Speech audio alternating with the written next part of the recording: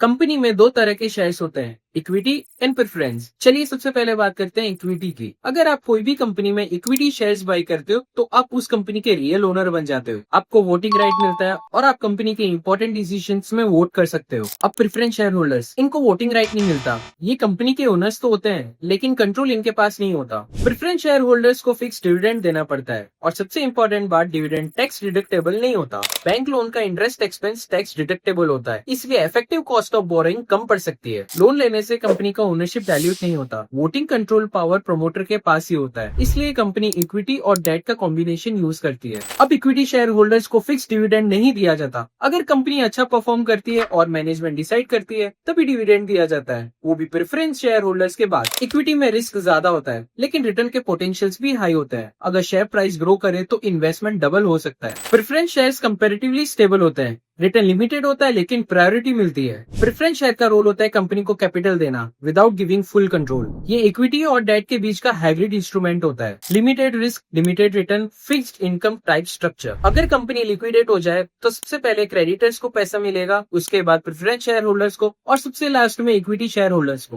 Practical world में retailers के पास equity shares का ऑप्शन होता है। इक्विटी की स्ट्रॉन्ग अंडरस्टैंडिंग होना ही लॉन्ग टर्म वेल्थ क्रिएशन का फाउंडेशन है। So like and share and will see you in the next video.